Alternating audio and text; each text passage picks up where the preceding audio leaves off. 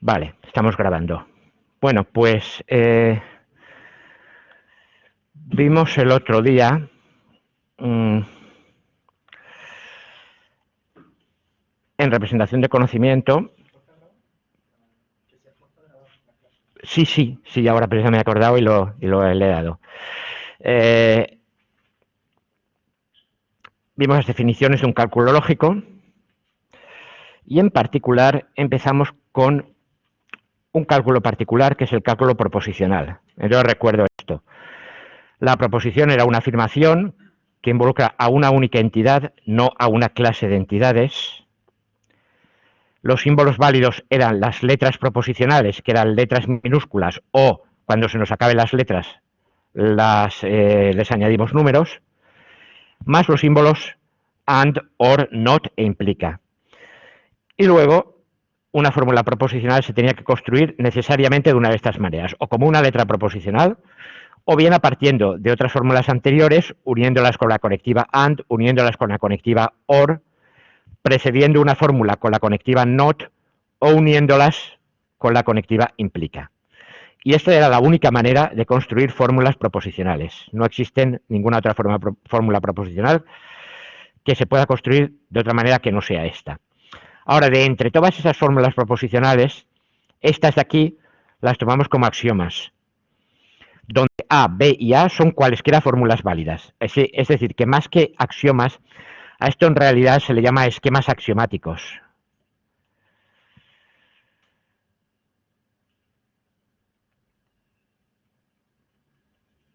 ¿Vale?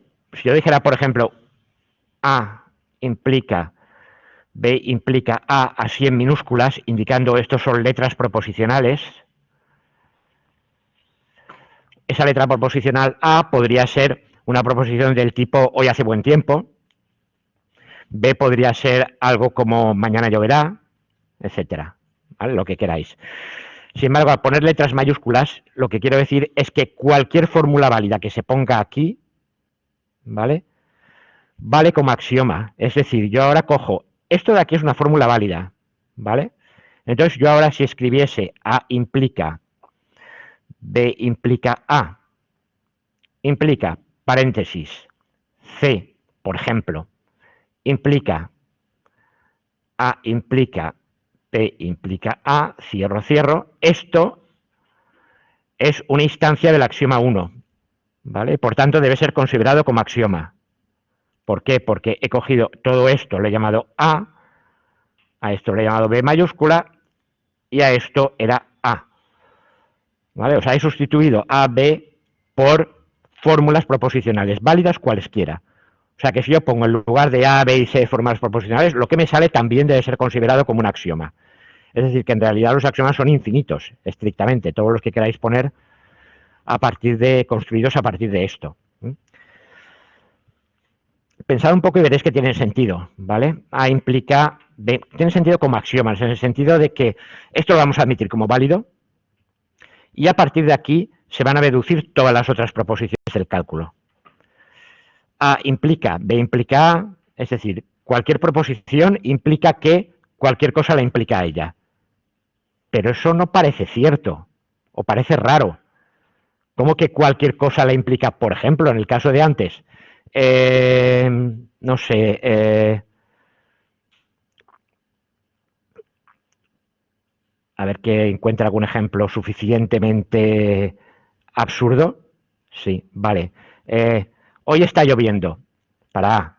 La B, las gallinas tienen plumas.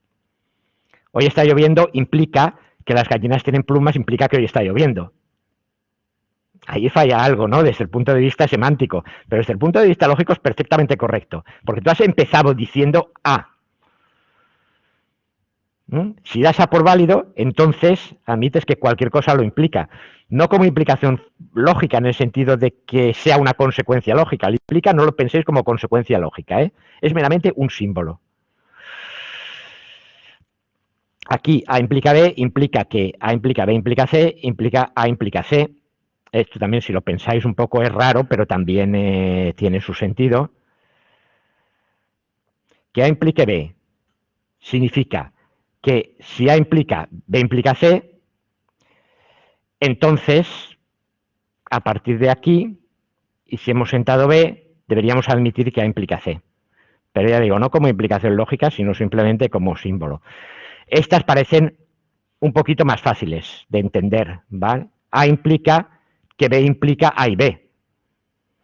Si yo he dado por válido A, entonces significa que el dar por válido B me debe llevar a aceptar las dos cosas simultáneamente. Aquí, si doy por válidas A y B, quiere que también doy por válida A. Aquí lo mismo. Aquí, si doy por válida una cosa, quiere decir que doy por válida ella u otra. Pero por supuesto ella. ¿Vale? El OR nunca se debe tomar en el sentido de OR exclusivo.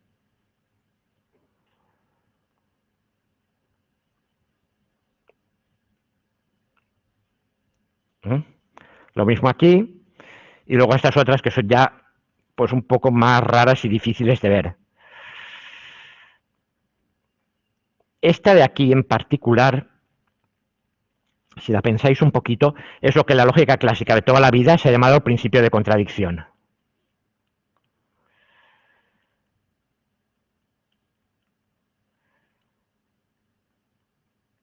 Os habrán hecho algunas demostraciones, supongo, en matemáticas por reducción al absurdo.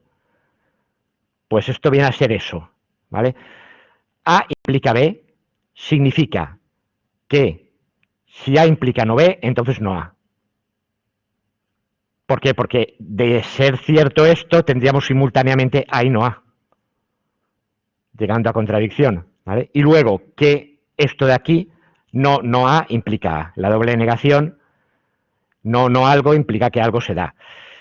Lo cual, cuidadito, que puede parecer muy evidente, pero no lo es necesariamente. En el cálculo proposicional sí, ahí no hay vuelta de hoja. Pero cuando veamos el cálculo de predicados, esto no todo el mundo lo acepta tan tranquilo. Bueno, hemos visto las cosas que se tienen que considerar como axiomas. ¿Y cómo se deducen cosas en el cálculo proposicional? Pues la única regla de deducción que se puede usar es esta, que significa, si yo tengo una proposición y también el coma es la lista de todas las proposiciones que tengo dadas, ¿no? Entonces, si en esa lista yo tengo una proposición A, la que sea, y tengo algo de la forma A implica B, entonces daré por válido B y la añadiré a la lista de fórmulas aceptadas. La idea es, voy a empezar con los axiomas. Ahora voy a coger dos axiomas y voy a ver si siguen este esquema. Si puedo poner uno y luego uno implica al otro. Que sí, entonces la segunda parte de la implicación la cojo y lo añado. Y la tengo también como si fuese un axioma más. Y a partir de ella la puedo usar para deducir a continuación. De modo que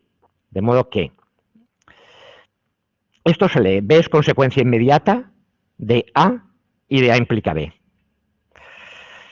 ¿Qué significa esto? Que a partir de esta regla de deducción vamos a ir generando proposiciones que se van a llamar deducibles. Una fórmula del cálculo es deducible de un conjunto finito de fórmulas, lo cual se denota de esta manera. De todas estas fórmulas se deduce el simbolismo SL, se deduce D, sí, o bien D es una de las fórmulas.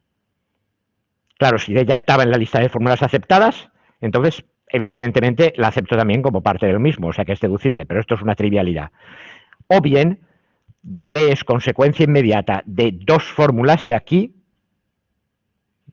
o bien de dos fórmulas que sean deducibles de las fórmulas de aquí. ¿Veis la idea, Si los antecedentes de E, que son de esta forma, están por aquí, me vale, ya pongo D.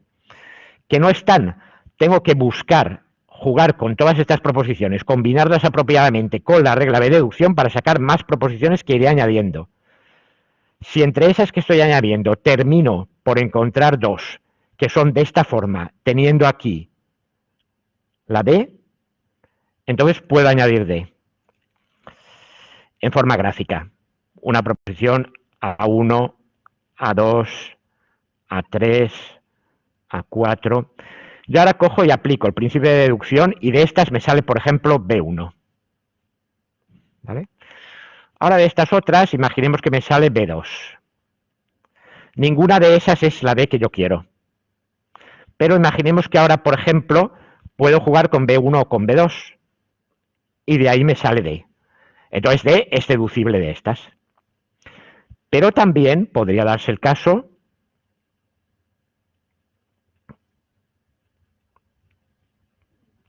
de que de esta saco B1, ¿vale? Y ahora de B1 y A3, por ejemplo, saco D. Si eso fuera correcto, o sea, si pudiera aplicar la regla de deducción, esta D sería deducible. Lo que quiero decir es, una vez has deducido una proposición, ya no hay jerarquía ni nada parecido. Tú puedes decir en qué nivel la has deducido, pero eso no es ningún problema para usarla cuando quieras. O sea, una vez la has deducido, la incorporas aquí al conjunto y sigues deduciendo con toda tranquilidad. O sea que puedes usar deducciones con cosas que has hecho antes, con cosas que hayas sacado en un nivel anterior, con cualquiera de los axiomas en cualquier momento. ¿Vale? Vale usarlo todo lo que hayas deducido hasta ese momento, vale usarlo. Y en ese momento terminarás por llegar a la deducción, si es que es deducible, lógicamente, ¿vale? Bien, todas las fórmulas deducibles de este conjunto deben ser obtenidas de esta manera, es decir, porque ya estuvieran o por aplicación de este principio. No aceptas ninguna otra fórmula como válida si no ha salido de la aplicación de esta regla. Una fórmula es un teorema formal, o es formalmente demostrable, o es demostrable en un cálculo, es deducible de los axiomas del cálculo. En este caso se escribe vacío igual a F, donde este vacío se entiende que es el conjunto de los axiomas. Porque esos vienen dados, ¿vale? Solo que aceptamos como, digamos, punto de partida. Entonces se dice que una fórmula es deducible en un cálculo si de los axiomas, por aplicación de este principio de deducción, terminas por llegar a F. Y ahora, ¿qué es una demostración de la fórmula? Una demostración de la fórmula D es una cadena finita de fórmulas tales que el último elemento es D y cada elemento es o un axioma o consecuencia inmediata de otros dos. En resumen, si yo tenía el caso este, A1, A2, A3, A4, de aquí sale B1, de aquí, por ejemplo, sale B2, de aquí sale C1, y ahora de aquí sale D, ¿vale? Yo he deducido esto, y luego con esta que me ha quedado, veo que la puedo combinar con este axioma y me sale la D que yo quería. Entonces, la demostración de D sería la cadena de fórmulas. A1, A2, B1, A3, A4, B2, C1, A2, D. ¿Vale? Todas las que he ido usando en sucesivos pasos hasta llegar a D. Alguna puede aparecer varias veces, alguna fórmula puede aparecer porque se haya usado en varios pasos, no es ningún problema. Eso es lo que formalmente los matemáticos consideran una demostración. Todo lo que estás deduciendo ha salido de algún paso anterior o bien es un axioma que acepta sin demostración. Y ahora, dado esto, se dice que un cálculo es consistente si para ninguna fórmula puedes demostrar simultáneamente F y no F. ¿Vale? Si yo tuviera claro, el asunto es el conjunto de axiomas que yo he puesto, ¿cómo se sabe que es bueno? Se sabe que es bueno si de ninguna manera tú puedes llegar en ningún caso a deducir una proposición y su negación. Los sistemas de axiomas, os dije el otro día, la primera cosa que tienen que tener un sistema lógico de estos, con sus símbolos, con sus axiomas y tal, y las reglas de deducción, lo primero que tiene que ser es consistente. Si no es consistente no vale absolutamente para nada. Y además, como también os recordé, si puedes deducir una sola contradicción, una sola, entonces las puedes deducir todas. O sea, coges y encuentras una sola proposición en que F y no F son demostrables, entonces invéntate cualquier proposición que te dé la gana, con que esté bien construida, podrás demostrarla a ella y a su negación. Con lo cual el sistema este evidentemente no sirve para nada. No a nadie se le ocurre ni se puede trabajar con un sistema axiomático así. Ya digo, salvo que a uno le importe un pito la consistencia, la lógica, la deducción y cualquier sentido común o racionalidad. ¿Vale? ¿Veis la idea de consistencia? Que eso es absolutamente imprescindible. Y ahora sería también muy deseable que el cálculo fuera completo respecto a cierta propiedad. Concretamente, yo voy a definir una propiedad que ahora sí voy a relacionarla con el sentido o el significado de las fórmulas. Implícitamente, esa propiedad debería ser que las fórmulas sean verdaderas. Y entonces sería muy deseable que toda fórmula que tuviese la propiedad pudiera demostrarse. Y la que no tuviese la propiedad, la que no la tuviese, entonces es que sería falsa. Y entonces, ¿qué pasa? Que deberíamos poder demostrar su contradicción. Además, con esto nunca podríamos demostrar las dos cosas a la vez porque el sistema es consistente. Bien, ¿qué propiedad vamos a coger para...? Claro, yo no puedo coger una propiedad de... Claro, lo idóneo sería que fuese verdadero, pero cuidado. ¿Quién dice que es verdadero? ¿O cómo sabes que es verdadero? Ahora estamos trabajando exclusivamente con sistemas de símbolos, no con el mundo real todavía. No hemos hecho ninguna correspondencia al mundo real. Antes de seguir con esto, un ejemplo de demostración. Sea D cualquier fórmula válida. La siguiente secuencia de 5 fórmulas es una demostración de D implica D. Esto puede parecer bastante sorprendente. ¿Por qué diablos necesito demostrar que D implica D? ¿Es que no es evidente por sí mismo que toda proposición se implica a sí misma? No, en absoluto. ¿Está en los axiomas? ¿Hay en los axiomas algo que diga A implica A? ¿O X implica X? ¿Aisladamente como axioma? No. Pues si no lo hay que demostrarlo. ¿Vale? No penséis cuán evidente pueda parecer. Si no está en los axiomas hay que demostrarlo. ¿Y cómo demuestro esto? Vamos a ver. Voy a coger una primera fórmula que es el axioma 1. Recordad que el axioma 1 era A implica, B implica, ¿vale? Pues ahí voy a tomar la A, la voy a identificar con D, y la B también. Ojo, no hay ningún problema. Aquí en ningún sitio dice que en estos esquemas axiomáticos A, B y C tengan que ser distintos. Para nada. Lo único es, si A es cierta fórmula, evidentemente cada vez que ponga A tienes que poner esa fórmula, no otra que te inventes. Eso por supuesto. Y cada vez que uses B, tienes que usar B, ¿vale? En ese axioma igual. Pero una vez las elegido no hay ningún problema que diga que no pueden ser iguales. ¿Qué tenemos? Tenemos que esto es válido. ¿Por qué? Porque es una particularización del axioma 1 haciendo A idéntica a B, B también idéntica a D. Ahora vamos a coger el axioma 2. El axioma 2, ¿qué decía? Nos ponemos aquí y decía A implica B, implica... A ver si me acuerdo.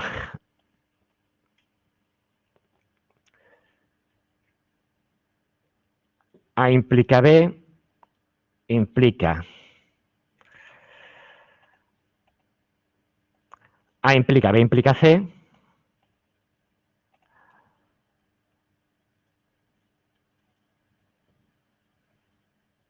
Implica A implica C. ¿Vale? Esto era ese axioma. Bueno, pues si a ese axioma le hacemos A igual a D, B igual a D implica D y C igual a D, si sustituís aquí, en A pone D, en B pone D implica D, ahora en A pone D, en B pone D implica D, en C pone D, y aquí, en la última, en A implica C, pone D implica D. Puede parecer lioso, pero si fijáis, cogéis, hacéis estas sustituciones aquí, os da esta fórmula de arriba. ¿Vale?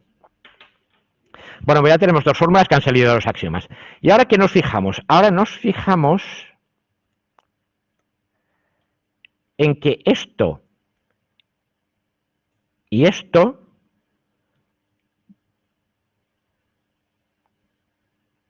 ¿vale? Son iguales. Y que entonces, ¿qué tenemos? Tenemos algo de la forma X implica Y, juntas. ¿Vale? Regla de deducción, Y. Por tanto, ¿qué hago? Todo este trozo es deducible. ¿Lo veis o no? A ver, la regla de deducción lo que dice es que si tú tienes una proposición sentada como válida y tienes también esa proposición implica otra, entonces la otra la tomas como válida. Vale. X sería este bicho de aquí. D implica D. Claro, claro. Entonces tienes esto que es X y esto que es Y, y entonces este Y lo das como válido. ¿Vale? Se ha deducido de las dos anteriores. O sea que siempre tienes que poner o algo que sea un axioma, bien sea literalmente o sustituido apropiadamente, o bien algo que sea deducido para la deducción. Ahora, voy a coger el axioma 1 otra vez, el A implica B implica A, este era el axioma 1, recordadlo, pero ahora voy a usar como A la letra D y como B la proposición D implica D. Entonces, ¿qué me queda? D, que era A, implica, esta B ahora es D implica D. ¿Vale? Y fijaos qué es lo que tengo.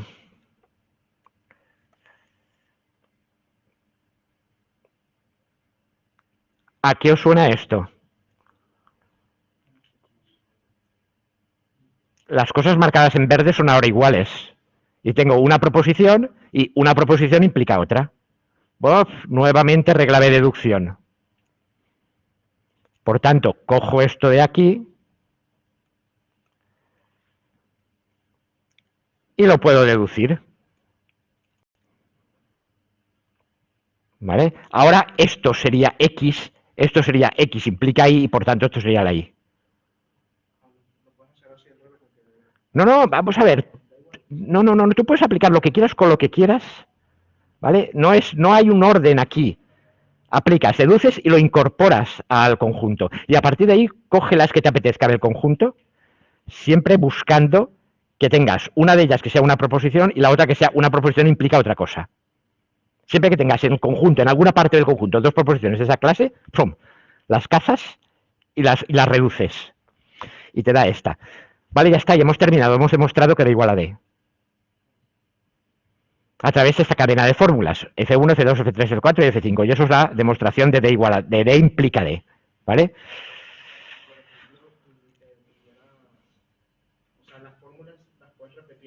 Sí, también. Si te...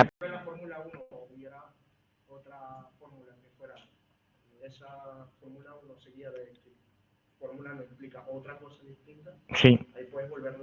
Sí, vamos a ver, se puede efectivamente. Quiero decir, en cualquier momento, ahora tú puedes coger. Fíjate que aquí he cogido el axioma 1 y lo he usado con esta particularización. Y aquí he vuelto a usar el axioma 1 con otra particularización diferente. No hay problema. Cualquier axioma te vale en cualquier momento para usarlo.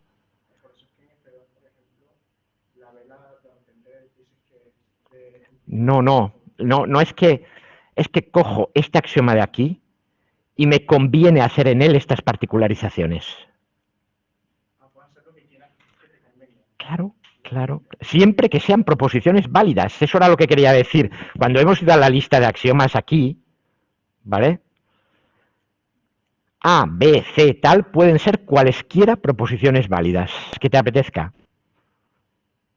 Pues esos axiomas no son solo 11, en realidad son casi infinitos, sustituyendo apropiadamente. No. Si tú estás aplicando el axioma, estás cogiendo el axioma 1, A puede ser cualquier cosa, siempre que sea lo mismo que pongas aquí. Y B puede ser cualquier cosa. No, es que no se usan a la vez. O sea, tú coges un axioma y lo usas, punto. Y luego coges el axioma, lo partes y tal, y lo usas también. Es así de genérico. ¿Vale? Total, que ya tenemos... ¿Vale? A ver, vamos a ver. La idea de esto es, si esto es verdadero siempre, es verdadero sean cuales sean las proposiciones que tú pones aquí. Era el ejemplo ese absurdo que os he puesto antes de mañana lloverá y las gallinas tienen plumas y eso implica que mañana lloverá. Pues vale. Bueno, ahora la gente se asusta. Porque dice, ¿y hemos de demostrar las cosas así? Porque primero que nada, ¿dónde le veis la dificultad a esto? Claro, efectivamente. ¿Cómo sé yo que son estos axiomas los que tengo que coger en orden? ¿Cómo sé que los tengo que hacer con estas sustituciones en particular? Pues mira, intuición, habilidad, práctica, eso es lo que los matemáticos, eso es lo que los matemáticos hacen, ¿vale? La idea feliz, que de repente van y demuestran y tal, y simplemente a través de la práctica llegan a, aunque evidentemente no bajan a este nivel tan extremadamente bajo, admiten unas cosas más genéricas y a partir más particulares y a partir de ahí. Pero claro, este medio de demostración en la práctica no es aplicable para fórmulas mínimamente complejas. ¿Ya? Entonces, ¿qué vamos a hacer? Bueno, sobre el cálculo proposicional, cuando empezaba esto, un poquito antes incluso de los principios de matemática de Russell, a alguien se le ocurrió una interpretación del cálculo proposicional. En vez de funcionar con cosas tan absolutamente abstractas, no podemos tratar de encontrar alguna idea que nos facilite la cosa y que nos facilite las demostraciones de un modo más automático. Bueno, eso consiste en dar una interpretación del cálculo proposicional. Una interpretación consiste en que a cada proposición válida tú le vas a asignar un símbolo. Ese símbolo va a ser uno de estos dos. Fijaros que he puesto una T cursiva y una F cursiva, como queriendo decir, esto sí, en realidad la idea por debajo es que se interpretará como true y false, pero no hay por qué interpretarlo de ninguna manera en particular. Podría haber puesto, por ejemplo, los valores triangulito y cuadradito, o cualquier otra cosa que me apetezca.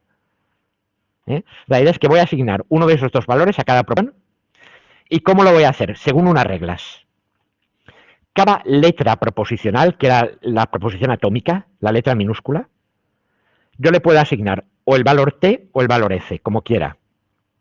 Ahora bien, si a una fórmula, que puede ser una letra proposicional o cualquier otra, yo le he asignado el valor t, entonces a la fórmula no a, que es también una fórmula válida, le asignaré el valor f. Recíprocamente, si le he asignado el valor f, a esta fórmula le asignaré el valor t. Y esto sí que os suena, evidentemente, está claro, ¿no? Esto lo habéis visto como las tablas de verdad de las funciones lógicas and, or, not, implica, ¿vale?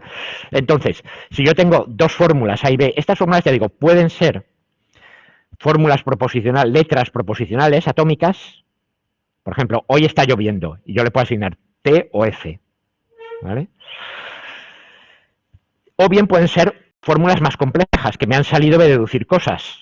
Y al final, esas cosas que me han salido de deducir tendrán también un valor T o F. ¿Por qué? Porque estarán construidas de esta manera. O serán ands de cosas, o ors de cosas, o implica de cosas. Y esas cosas, a su vez, tendrán también una estructura que se podrá descomponer y se podrá mirar en tablas y así sucesivamente. Veis claramente que esto es la tabla de verdad de la función AND de toda la vida. T y T es T, T y F es F, F y T es F y F y F es F. La de la función OR normal, no OR exclusivo. T y T es T, T y F es T, F y T es T y F y F es F. Y luego, esta de aquí para la función implica que es T y T, T, T y F, F, F y T, T y F y FT, ¿vale? Esta sí que puede parecer un poco rara. ¿Dónde os parece rara? ¿O no os parece rara?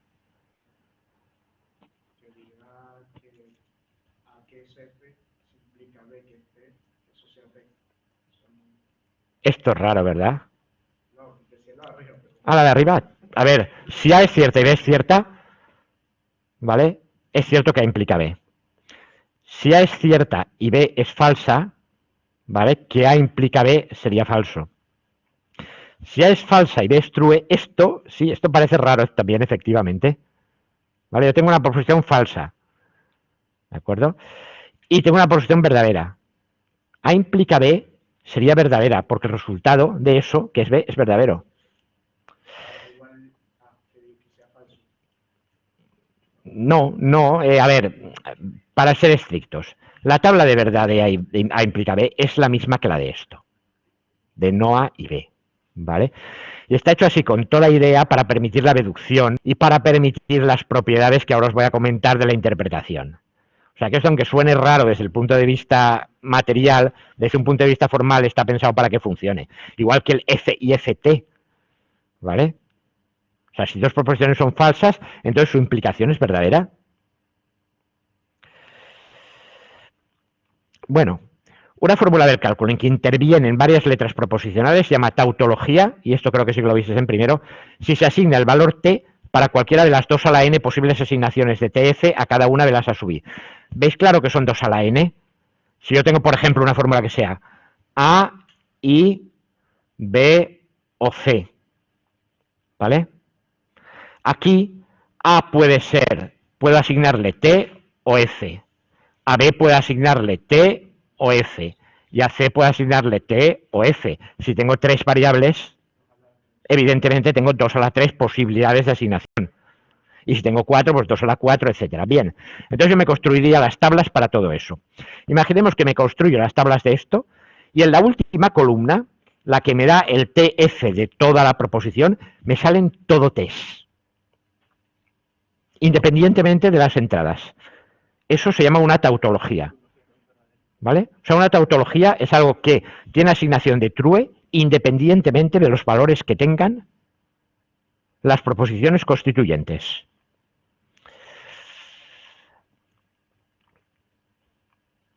Se cumple lo siguiente. Primero, todos los axiomas son tautologías, ¿vale? ¿Cómo probamos esto?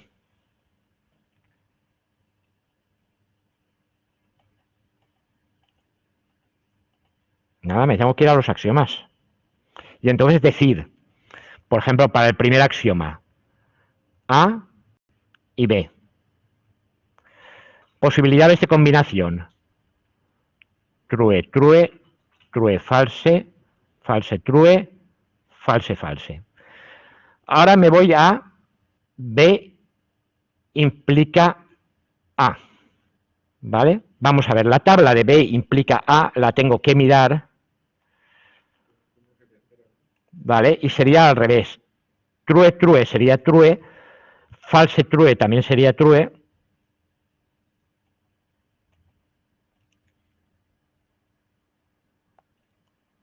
Aquí sería false y aquí true.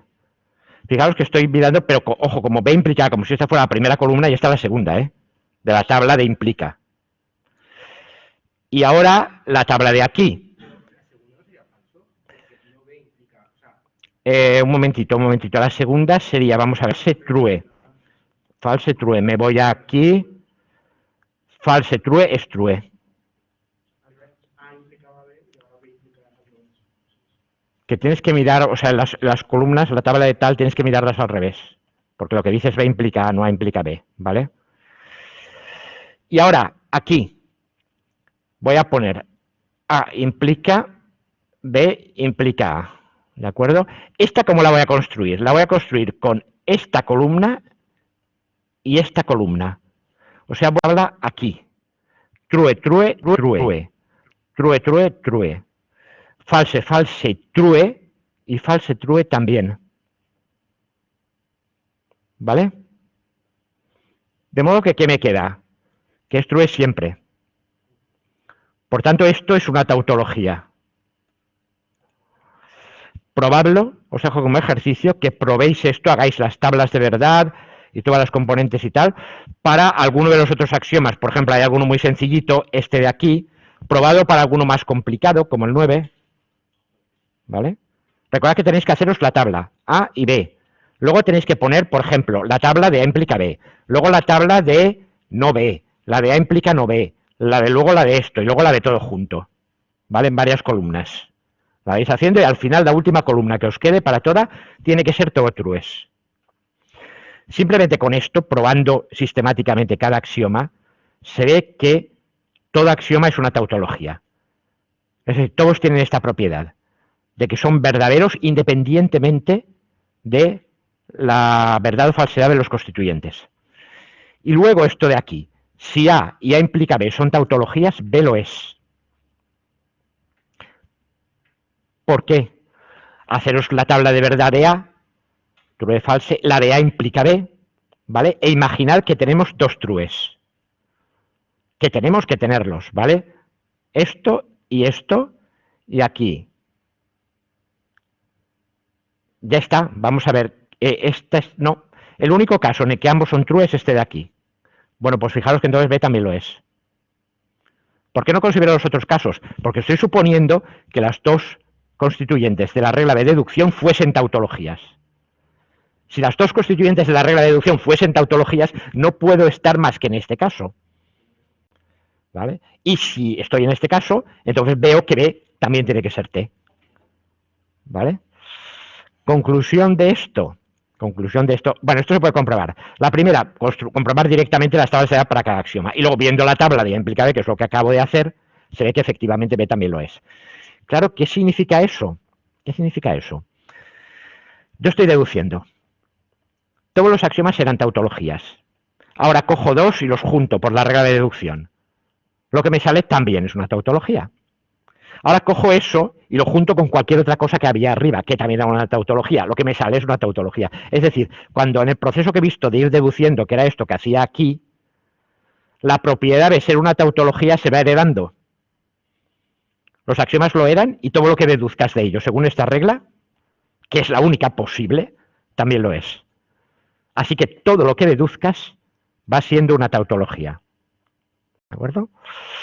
Entonces, todo teorema es una tautología. Hemos dicho que un teorema era algo deducible de los axiomas o de deducciones anteriores. Bueno, por medios bastante más complicados se puede probar también que toda tautología es un teorema. Creo que no veis la diferencia. Que no veis por qué es necesario probar eso. ¿Vale? Si tú puedes deducirlo, es un teorema. Si tú puedes deducirlo, es una tautología. ¿Vale? Y ahora, si es una tautología, entonces es posible deducirlo. Eso es bastante más complicado de probar y es una prueba por inducción bastante larga que desde luego no os voy a hacer. ¿Vale? Pero que sepáis que está en los libros de lógica un poco más elevados y se puede ver que tú tienes un sistema lógico de esta clase y todo lo que vayas deduciendo de él va heredando la propiedad de ser una tautología. ¿Qué significa esto? Primero, que el cálculo proposicional es consistente y que es completo con respecto a la propiedad de ser una tautología. Que es completo, lo tengo aquí claro. ¿Vale? ¿Por qué es consistente? Vamos a ver, repaso la definición. ¿Consistente qué significaba? Que no podías deducir F y no F. Imagínate que has deducido F. Bien, por la propiedad anterior, F es una tautología. Pero si F es una tautología, no F, por definición, no lo es. No, es al revés, quiero decir, efectivamente, si tú has deducido, por ejemplo, aquí, tú has deducido esto. Esto es una tautología, entonces no A no puede serlo. Si no es una tautología, no es deducible. Y si no es deducible, entonces no has podido deducir a la vez A y no A.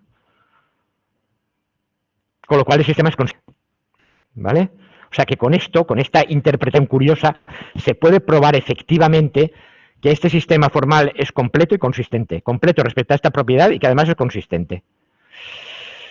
Acudiendo ahora a una interpretación más familiar. Toda proposición del cálculo proposicional es demostrable si, solo si, siempre es verdadera. Una tautología es una proposición que siempre es verdadera independientemente de sus valores constituyentes. Vale, pues si se da eso, entonces podrás demostrarla.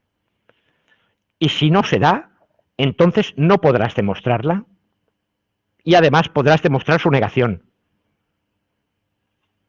Porque si ella no es una tautología, su negación sí que lo es. Y al serlo será demostrable de alguna manera. Vale, y ahora queda todavía otra sutileza. Es demostrable, efectivamente. ¿Y cómo la demuestro? O sea, ¿hay alguna manera automática de demostrarla? Pues bien, en el cálculo proposicional sí que hay. O sea, existe un algoritmo que te puede llevar a contradicción o que te puede deducir si algo es verdadero o es falso en este cálculo. Bien, esto parece muy prometedor, ¿eh? O sea, yo tengo un cálculo que me formaliza la matemática. A cada cosa que yo he puesto al principio como base, me aseguro de que sea siempre verdadera, por tanto que sea una tautología. Y luego todo lo que deduzca de ahí lo es, ¿vale? También es verdadero. Y además de eso no puedo deducir nada que sea falso. Maravilloso, parecía que he terminado, ¿verdad? Pues no, porque esto solo vale para el cálculo proposicional y ahora es cuando viene, claro, esto en la práctica, con el cálculo proposicional se pueden deducir muy poquitas cosas, muy poquitas cosas, por no decir ninguna. Para cada cosa mínimamente seria, yo necesito clases de objetos y eso es lo que uso en el cálculo de predicados. Esto es cálculo sobre clases de objetos.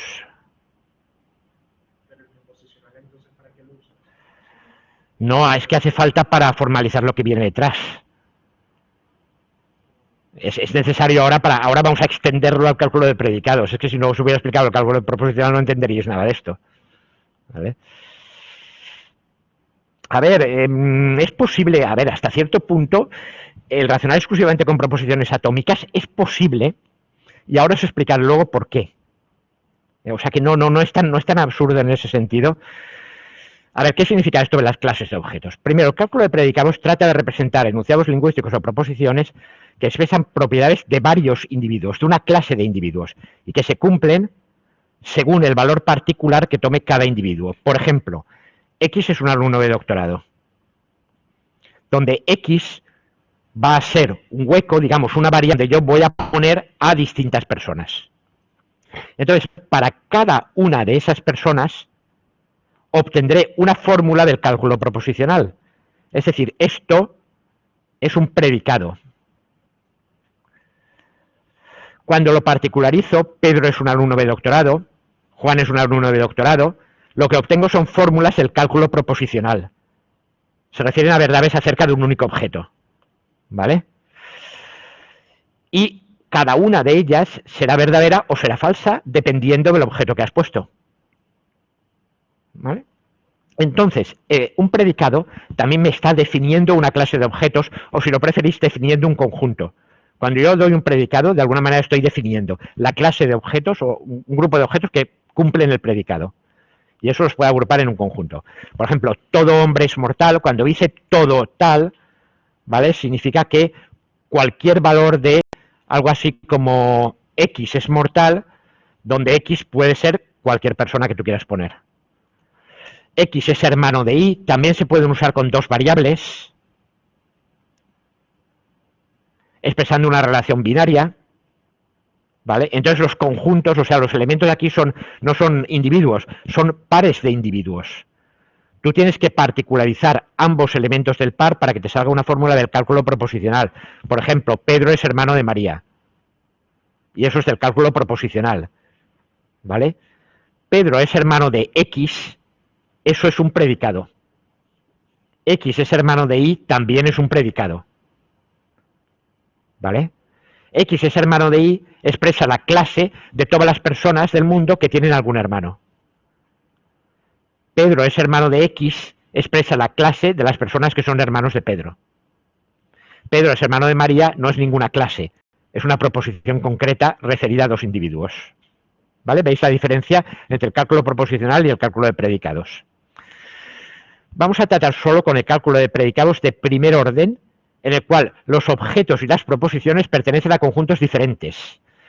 Y las variables de las proposiciones toman valores en el conjunto de objetos. Por ejemplo, yo hago aquí mortal X, ¿vale? Entonces, X toma valor en el conjunto de los humanos. Pero no es una proposición que diga, por ejemplo, X es rubio. X es rubio podría ser esto, ¿vale? O Y es rubio. Esto no puede ser un valor para X. Ah, pero ¿pensabas ponerlo como valor? Quiero decir, esto parece un poco tonto incluso advertirlo. ¿Vale? Si yo estoy cogiendo un conjunto de objetos, no puedo poner como valor, entidad de ese conjunto, a otro conjunto. Tendré que poner a un objeto, ¿no? Bueno, esto tuvo sus más y sus menos. De hecho, hay una anécdota sobre el asunto que es más que una anécdota porque llevó casi al traste de todo este asunto. Cuando Frege publicó los principios de matemáticas, Russell le advirtió, cuidado, que hay un problema en la definición de conjunto. Y de hecho tuvo que publicar con un anexo diciendo, hay un problema aquí que probablemente invalide todo el libro. Y tenemos que pensar más sobre esto antes de seguir. Y entonces, bueno, pensaron en otra manera de resolverlo y tal. Pero es que si no fuese así, fijaros en esta proposición. Epimenides dice que los cretenses mienten. Esta es un sofisma de lógica clásica de toda la vida que ya plantearon los griegos. Epimenides dice que los cretenses mienten. Pero Epimenides es cretense. ¿Qué pasa? Por tanto, Epimenides miente. Lo que quiere decir que cuando ha dicho que los cretenses mentían, ha mentido. Por tanto, los cretenses no mienten. Pero si los cretenses no mienten, Epimenides está diciendo la verdad. ¿Veis la circularidad del razonamiento? Está mal, algo está mal ahí. ¿Vale? O, todavía más, esta proposición es falsa. ¿Esta proposición es falsa o es verdadera? Si esta proposición es falsa, si la proposición es verdadera, entonces ciertamente esta proposición es falsa. Pero si es falsa, entonces dicha proposición es verdadera, y así sucesivamente. ¿Vale? Y está también en el Quijote la anécdota del...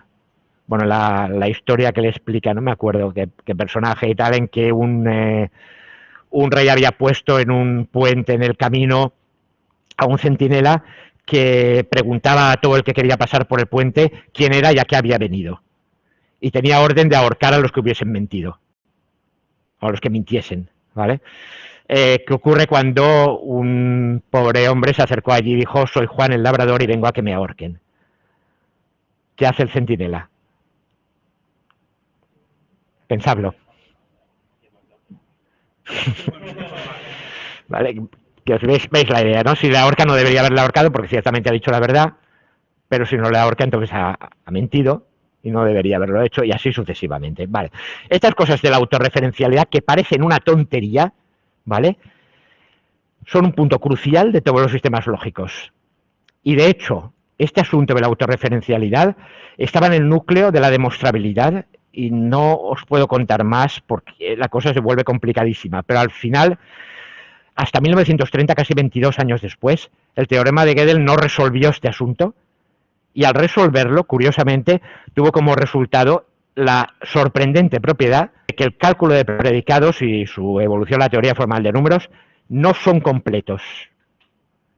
Es decir, que en estos cálculos que vamos a ver ahora, puedes encontrar proposiciones que no pueden demostrarse, pero para las que tampoco puede demostrarse su contrario. Tú no puedes demostrar A, no puedes encontrar una cadena de fórmulas que te lleve hasta A, pero tampoco puedes encontrar una cadena de fórmulas que te lleve hasta no A. Entonces, ¿A es verdadera o es falsa? Si no la puedo demostrar, ¿cómo sé si es verdadera o falsa? Tengo que hacerlo recurriendo al propio significado de la proposición.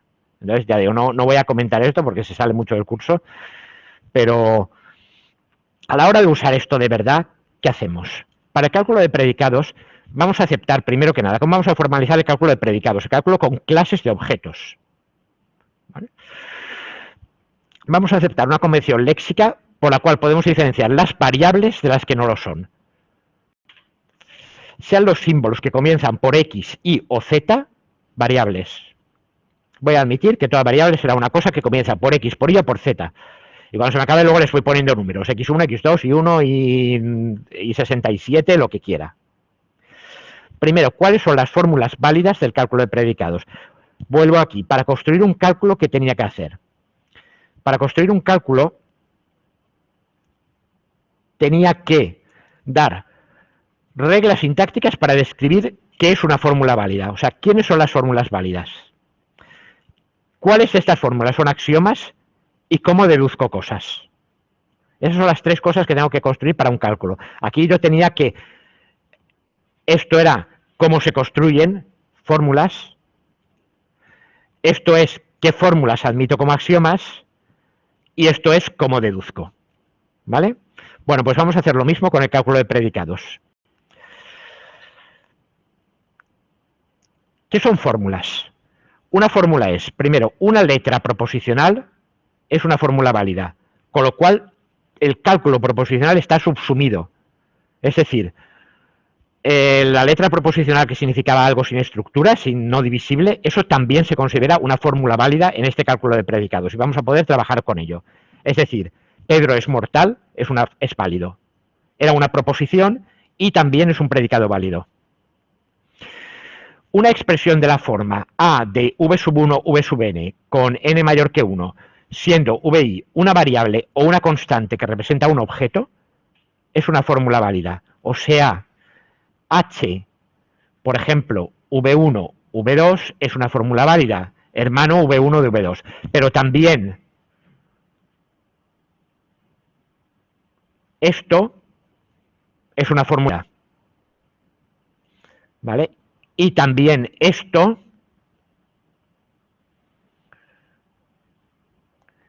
que ya es una fórmula del cálculo proposicional, por la primera, también es una fórmula válida aquí. O sea, si yo cojo las variables y las dejo como variables, o particularizo algunas o todas de ellas a valores constantes, lo que me sale es una fórmula válida. Y ahora, ¿cómo se construyen otras fórmulas? Si A y B son fórmulas válidas, A y B es válida, A o B es válida, no A es válida, A implica B es válida, y esto es igual que el cálculo proposicional, ¿vale? Solo que A y B pueden tener variables, esta vez, y se añade estas otras dos conectivas para construir fórmulas. También son fórmulas válidas aquí, las fórmulas construidas como para todo X y una fórmula válida A. Y también las de la forma existe algún X y una fórmula válida A. O sea que aquí pongo cualquier fórmula válida de las construidas aquí.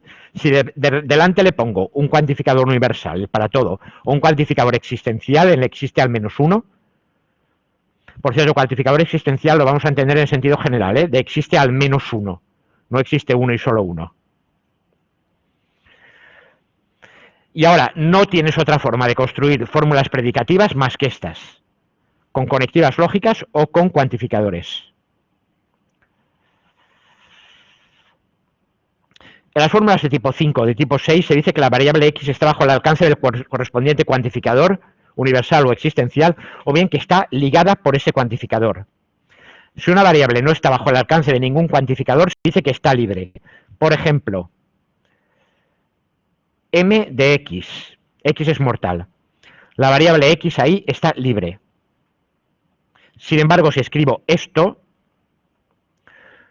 la variable x está bajo el alcance de este cuantificador universal y por tanto está ligada por él. Ahora, esto de aquí ¿es una fórmula predicativa válida?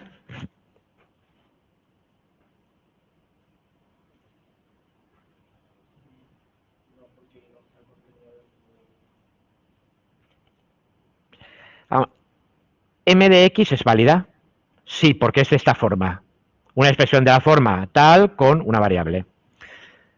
Le añades un para todo con cualquier variable delante. Por supuesto que es válida. Pero es que es mucho sentido. Esto es sintáctico. Estos son reglas sintácticas para ver si es válida o no, nada más. No estoy diciendo ni que tenga sentido ni nada parecido. En este caso la variable x no está ligada por el alcance del cuantificador y por tanto la variable x aquí está libre, por curioso que parezca. ¿Sí? ¿Vale? Vale. Los axiomas. Bueno, ya tenemos que son proposiciones válidas. ¿Cuáles, cuando las escribo, cuáles son válidas y cuáles no? Los axiomas son los mismos que los del cálculo proposicional, ¿vale? Excepto que los símbolos A, B y C pueden también ser fórmulas con variables. Es la única cosa. O sea, estos axiomas valen todos,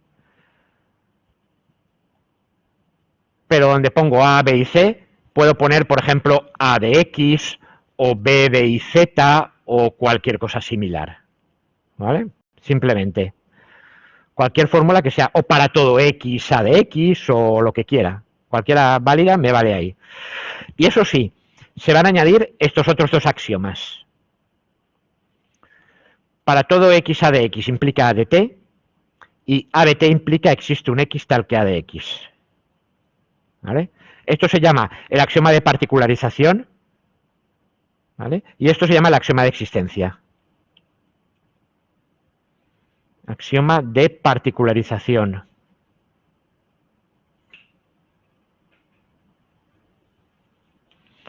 Quiere decir, si se cumple una proposición para todos los miembros del conjunto, deduciremos también que se cumple para cualquiera de ellos que podamos tomar. Y ahora, si se cumple para alguno de ellos, entonces es que existe uno en concreto para el cual la proposición es válida. T es una constante o bien una variable libre. ¿Vale? Las reglas de deducción son la regla ya expresada para el cálculo proposicional, o sea, A y A implica B, se sigue B, y además vamos a dar dos reglas de deducción más, que son estas. C implica A de X, podemos deducir que C implica para todo X A de X. Si la variable X está libre, quiere decir que puede tomar cualquier valor. Si C implica que A se cumple para cualquier valor, debe implicar también que se cumpla para todos los valores posibles. Porque aquí yo no he hecho ninguna restricción, X está libre, por tanto no he hecho ninguna restricción al valor que pueda tener. ¿Vale? Y la segunda axioma de deducción, A de X implica C, significa que exista un X tal que A de X implica C. ¿Vale? O sea, si A implica C, independientemente del valor que yo le pueda dar a X, entonces al darle un valor concreto, eso es un ejemplo concreto que me tiene que llevar también a aceptar C. ¿Vale? Ojo que aquí no tengo un para todo. Si tuviera un para todo, no. No es exactamente lo mismo. Aquí la variable está libre, que quiere decir cualquier valor que tome.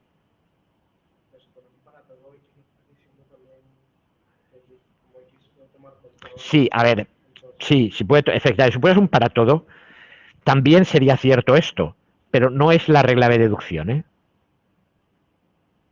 La regla de deducción es esa. Es que aquí están intentando restringirse lo más posible para construirlo todo con el número mínimo de elementos con el que puedan necesitar. Esa era la idea de... Vale. Y ahora, claro, ¿qué voy a hacer? ¿Intentar una deducción de este tipo que he hecho aquí, como esta, y encima con variables por el medio? Vamos, ni os lo planteéis, ni os lo planteéis. Vale, voy a dejar 5 minutos y continúo con la forma clausal.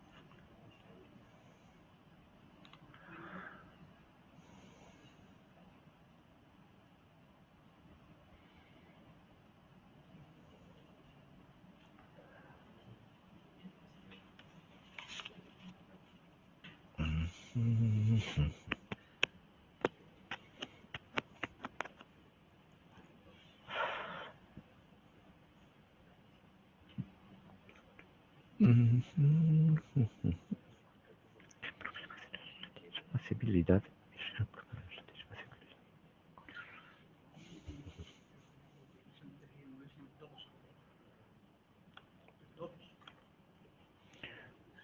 Bueno, no he parado la grabación, pero casi que no la voy a parar porque así luego no la tengo que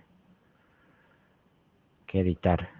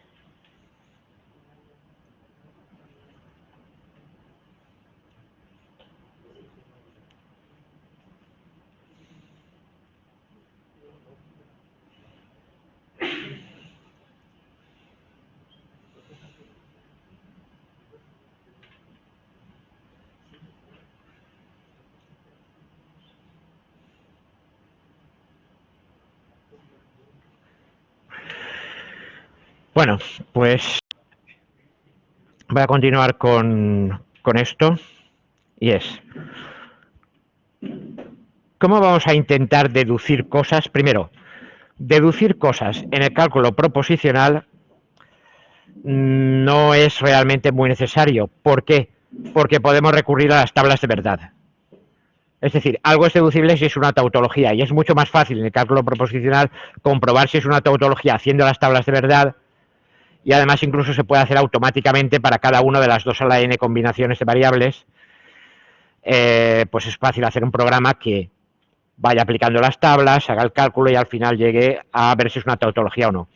Pero en el cálculo de predicados, claro, en principio no podemos hacer eso porque tenemos variables, ¿vale? El asunto es un detalle. Si yo tengo una variable, ¿qué es lo que cambia tan radicalmente respecto al cálculo proposicional? O sea, yo tengo una proposición y la proposición puede ser verdadera o falsa. Pero si tengo un predicado con una variable libre, ¿vale? Será verdadero o falso para cada valor de la variable. Bueno, ¿y qué? Es que no podría darle a la variable todos sus posibles valores y ver para cada uno de ellos si es verdadera o falso. Entonces, al darle un valor, ya se me ha transformado en una proposición. El predicado se ha transformado en una proposición. ¿Vale? M de X, X es mortal, ¿vale? M de Juan, M de Pedro, M de María, M de tal, tal, tal, ¿vale? Poniendo todas las personas del mundo, al final yo tendría un valor true o false para todas ellas. Bueno, en este caso sería true, ¿vale? Pero lo tendría.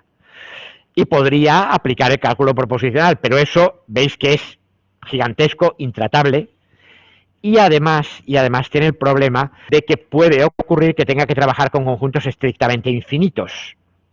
Por ejemplo, X es par. ¿Qué hacemos? ¿Vale? Entonces no puedo necesariamente, tengo que irme a esto. Bueno, en realidad los conjuntos estrictamente infinitos serían realmente los conjuntos de números. Y para eso hay una tercera cosa que se llama la teoría formal de números, que no la vamos a ver, pero que define la numeración de números enteros, el sistema axiomático de la suma, de la multiplicación, etcétera, etcétera, y que está también ahí. Pero bueno, vamos a ir solo al cálculo de predicados. Bueno, pues toda fórmula válida que yo pueda escribir, un predicado que yo pueda escribir, al final puedo terminar escribiéndolo en lo que se llama la forma conjuntiva normal. Y esto creo que también lo visteis en primero. La forma conjuntiva normal es una conjunción, o sea que hay ands que unen esto, que son disyunciones. Una disyunción es lo contrario a una conjunción. Una conjunción es lo que está unido por ands. Es decir, aceptamos conjuntamente que esto y esto y esto y aquello se dan. Una disyunción es un conjunto unido por ors. Se da esto o esto o esto o aquello.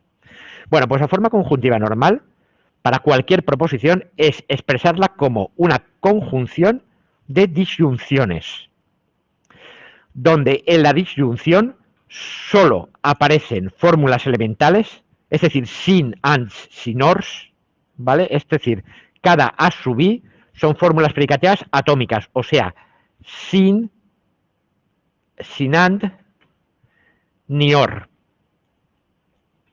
¿Vale? Y el implica, por cierto, también nos lo vamos a quitar de en medio, ahora veréis cómo.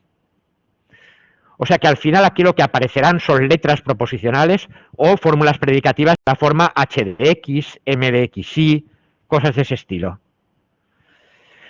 Que pueden estar negadas o no negadas. Eso sí, algunas de estas aparecerán negadas y algunas aparecerán no negadas. ¿De acuerdo? O sea, yo tengo conjunción de disyunciones y las disyunciones son disyunciones de fórmulas elementales, donde ya no aparecen and, or o implica, ni tampoco los cuantificadores. O sea, nada de todo esto va a aparecer ya en las as. Eso sí, va a aparecer el not. O sea, puede que estén negadas o puede que no. Cada una de ellas, ¿eh? Y no hay ningún problema. O sea, no tienen por qué estar todas negadas, ni todas no negadas, ni nada en especial.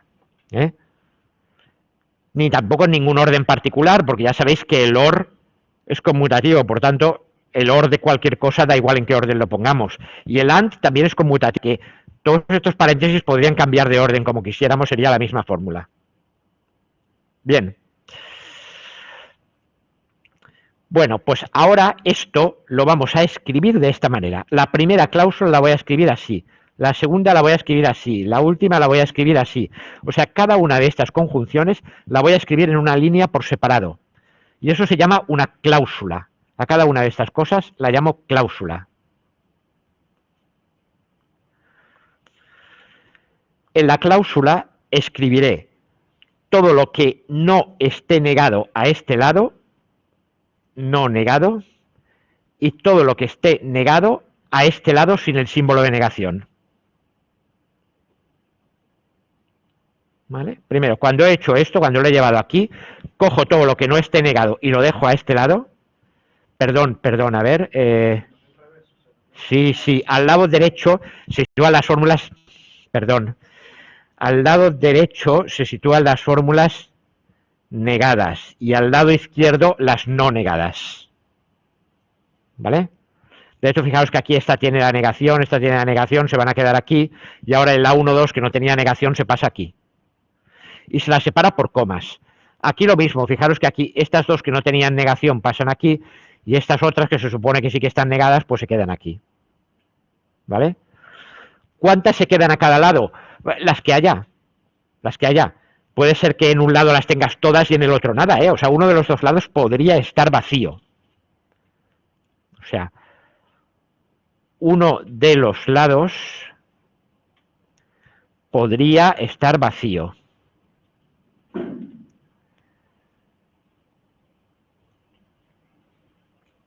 ¿Vale? Bueno, pues cuando una cláusula de estas tiene una única cláusula en el lado no negado, se le llama cláusula de Horn. Y eso sí que creo que lo viste en primero. ¿Vale? Cuando haya una única, esta no es una cláusula Horn, esta es no Horn. ¿Por qué? Porque aquí hay dos no negadas. Esta sí que es una cláusula Horn porque aquí solo hay una que esté no negada. Si hubiera tres tampoco. ¿Vale? O sea, cláusula Horn es que haya una y solo una. Si hay más de una ya no vale, ya no es cláusula de Horn. ¿Vale? Todos son cláusulas y algunas en particular se llaman cláusulas de Horn. Bueno, pues toda fórmula sintácticamente válida puede escribirse en forma clausal mediante una transformación por pasos. Entonces, la idea de la deducción va a ser llevarnos todo a forma clausal y cuando lo tengamos allí, ver qué hacemos. Entonces, vamos a ver primero el paso a la clausal, con un ejemplo. Y hay varios pasos necesarios, ahora voy a hacer un ejemplo, voy a hacer luego otro, ¿vale? Inmediatamente. Primero, vamos a hacer el siguiente ejemplo. Todo ser que puede leer es letrado y ningún delfín es letrado y algún delfín es inteligente y no existe algún ser que sea inteligente que no pueda leer. Cuando os veáis un bicho de estos, lo primero que hay que hacer es identificar cuáles son los predicados que están interviniendo. Es decir, esto está escrito en lo que llamamos lenguaje natural. Y hay que pasarlo a una proposición lógica con un lenguaje formal. Para hacer eso hay que identificar cuáles son los predicados que intervienen y para eso hay que ver qué clases de objetos están interviniendo en esta proposición. Por ejemplo, empieza diciendo todo ser que puede leer. ¿Vale? Entonces, los seres que pueden leer son una clase de objetos identificada por esta proposición. Entonces hay que darle, de alguna manera, una letra proposicional, una fórmula, y lo que voy a decir es que R de X es la proposición X puede leer. ¿Vale? Esto es una fórmula predicativa donde para cada valor X que yo le dé, se volverá verdadera o falsa según si X puede o no puede leer. Es el conjunto de las entidades que pueden leer. Ojo, no estoy diciendo que sean personas ni nada parecido. Ahora, ¿qué dice también? Es letrado. ¿Vale? Necesito también, por tanto, definir una clase. ¿Vale? Ahora menciona a ningún delfín. Cuando mencionamos todo, algún o ningún, estoy introduciendo cuantificadores y por tanto necesito una clase. Necesito la clase de los delfines.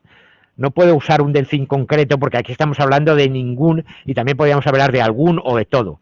En ese momento en que aparecen estos algún, ninguno, todo, estoy hablando de una clase de objetos y por tanto también necesito un predicado que llamaré, por ejemplo, D de X.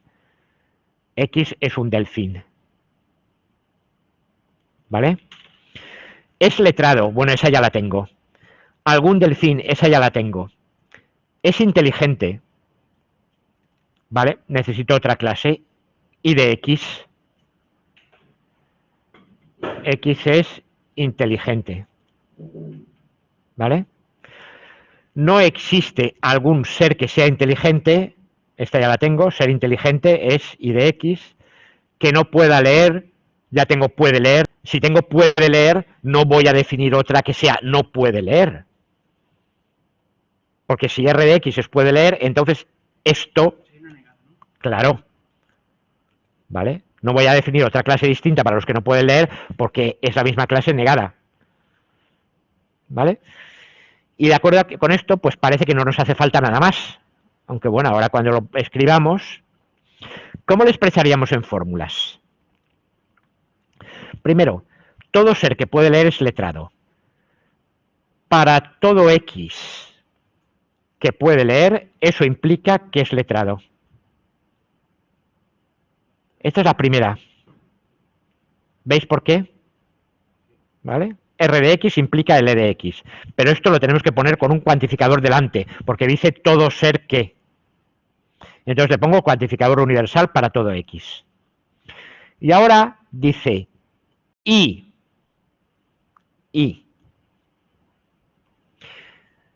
ningún delfín es letrado. Esto es, para todo X, delfín implica no letrado. ¿Se os ocurre alguna otra manera?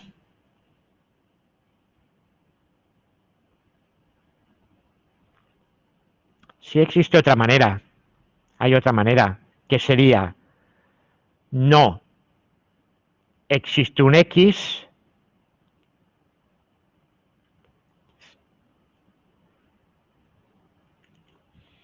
y es equivalente.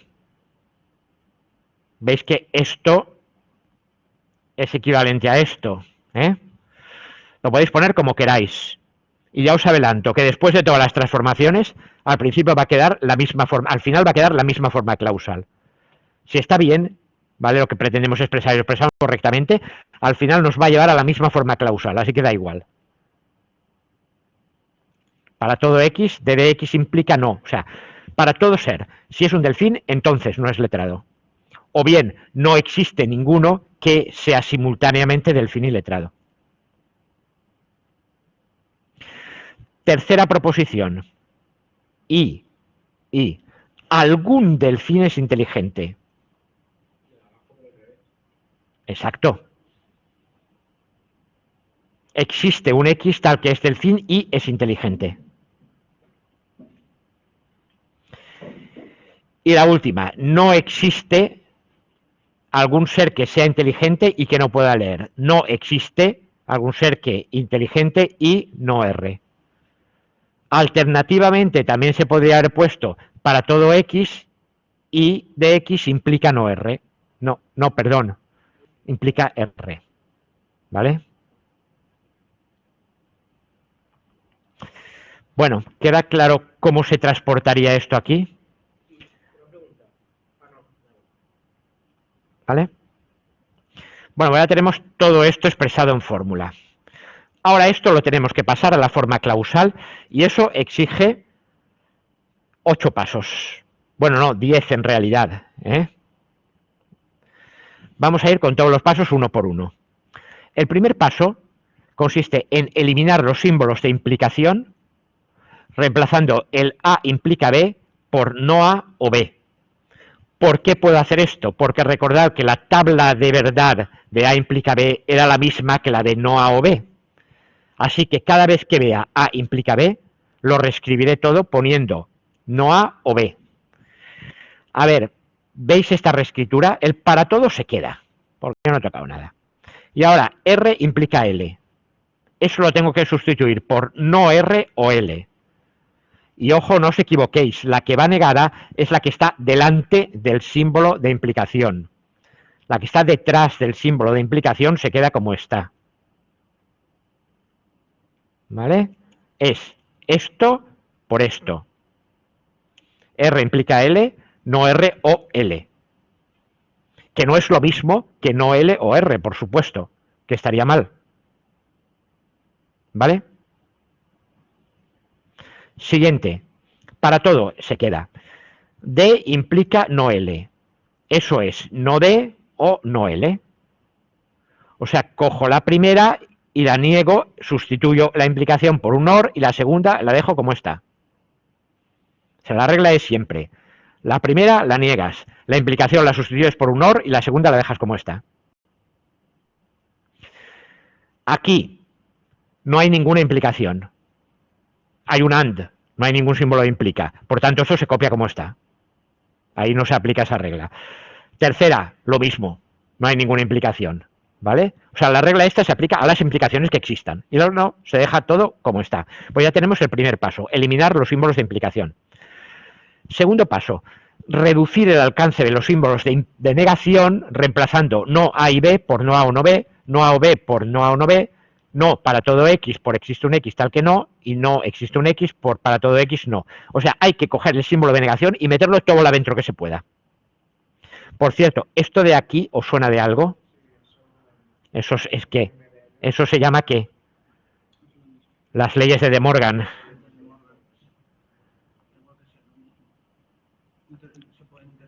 ¿vale? Entonces, entrar hacia adentro con todo, ¿vale? Vamos a ver, ojo, esto de aquí, quizás que no, es no para todo X. Esto lo veis claro el sentido. Si no se cumple una cierta proposición para todos sus valores posibles, si no se cumple para todos, quiere decir que al menos en uno no se cumple. Eso es lo que está diciendo ahí, ¿eh?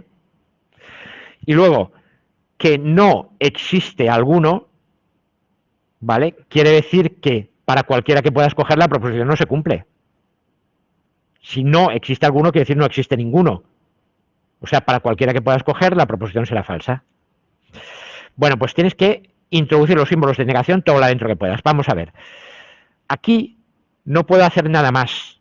¿Por qué? Porque la R ya, el símbolo de negación ya está pegado a la R, no está con un paréntesis alterando a nada, por tanto, es lo que hay. Y lo mismo pasa aquí, lo mismo pasa aquí, y el único momento en que podemos es aquí. Este no tal puedo aplicar la cuarta. ¿Y me llevaría a qué? Aquí, ¿qué es lo que he hecho? Aquí me llevaría a, para todo X, no, pero ojo, con paréntesis, ¿eh?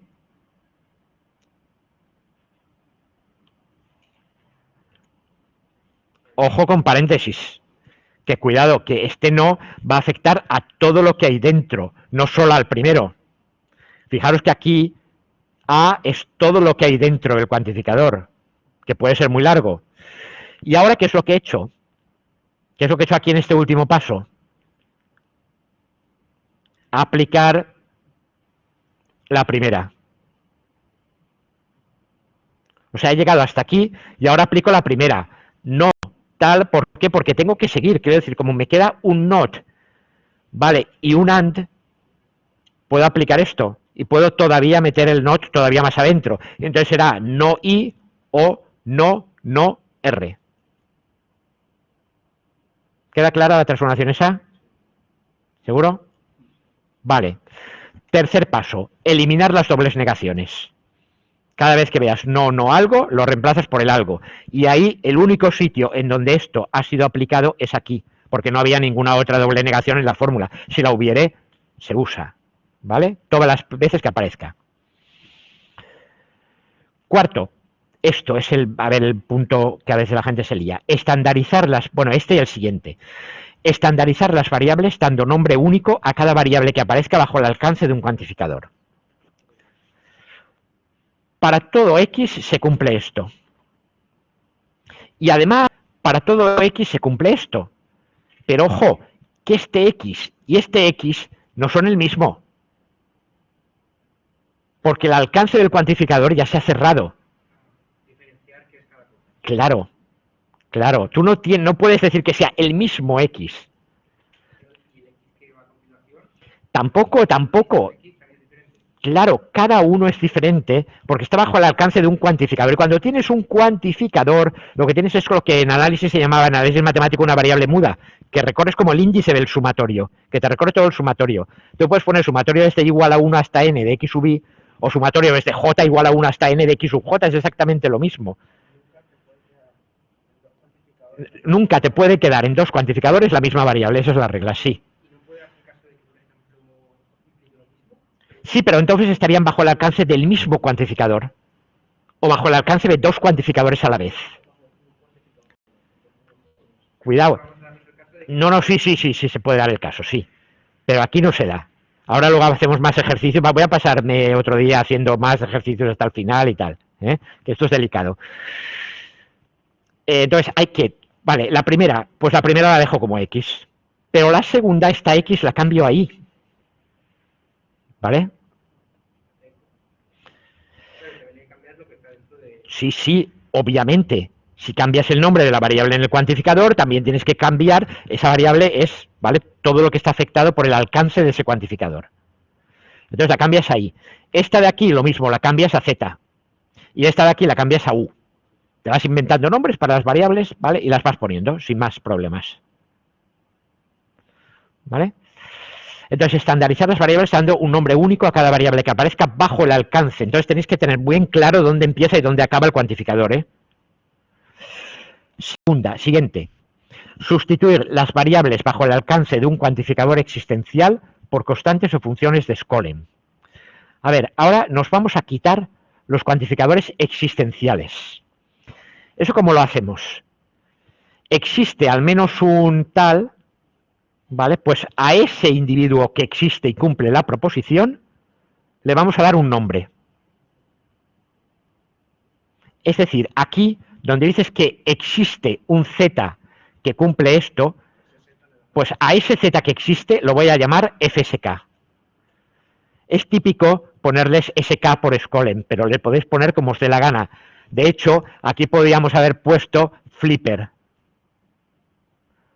Aunque, claro, no sé si eso tiene algún sentido para vosotros. No, probablemente no, porque esa serie es de cuando yo era pequeño. Era de un niño que tenía un delfín y se llamaba Flipper y esas cosas, ¿vale? El caso es que tú le das un nombre al delfín, el que te... ¿Vale? Y se supone que es el nombre del individuo que cumple aquello. Ojo, ojo, que esto no es tan sencillo como pueda parecer.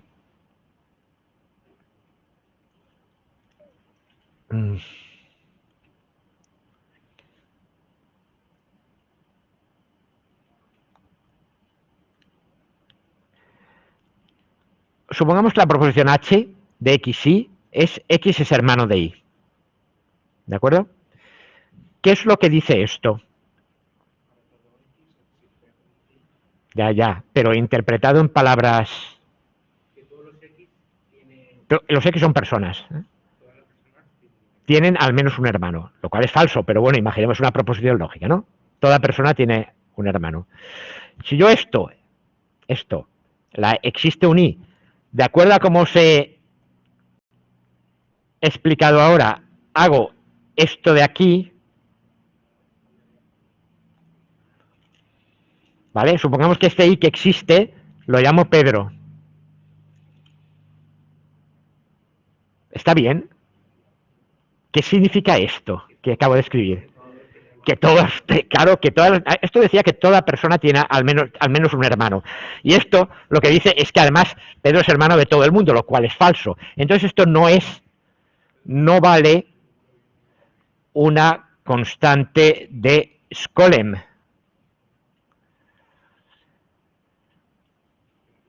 Hay que usar una función de Skolem. Una función de Skolem sería lo siguiente: para todo X, H de X, gerX. Me invento una función de Skolem llamada ger, que lo que hace es tomar un individuo y devolver el nombre de su hermano. ¿Vale? ¿Y de qué es función? Es función de las variables bajo cuyo alcance de un cuantificador universal esté. Esto está bajo el alcance del cuantificador universal entonces eso tiene que aparecer. Podría ser todavía más complicado, ¿eh? Para todo X y para todo Z existe un Y tal que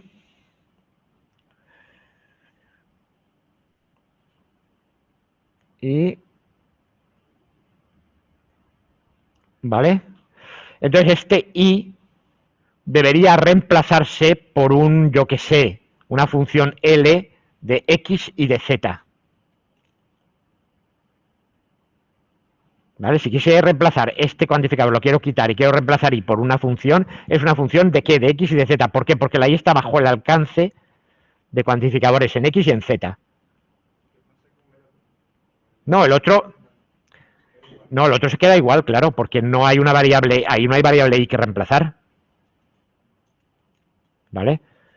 Recordad que estamos en la escolemización, estamos eliminando las variables que están bajo el alcance de un cuantificador existencial. El cuantificador universal, los cuantificadores universales se quedan, no hemos dicho nada de ellos todavía. ¿Vale? Luego haré ejemplos para que se vea esto, porque es uno de los puntos más delicados. Sustituir por constante, vale. Entonces he sustituido aquí esto, el existencial por tal. Y lo demás lo dejo todo como estaba.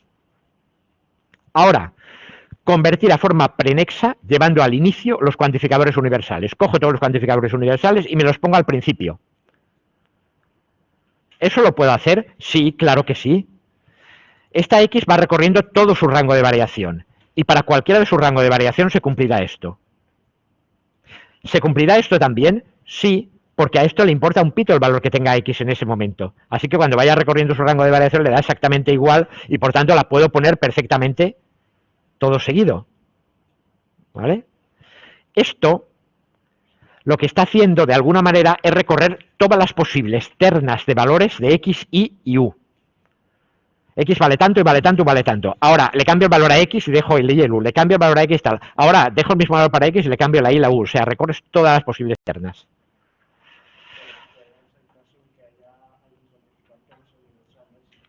No, no, no. Ahora ya no. Porque los cuantificadores existenciales han sido eliminados en el paso anterior. Y los cuantificadores que te quedan son universales y los tiras para adelante. No, no. Vamos a ver. Vamos a ver. Por eso estamos en un sistema formal.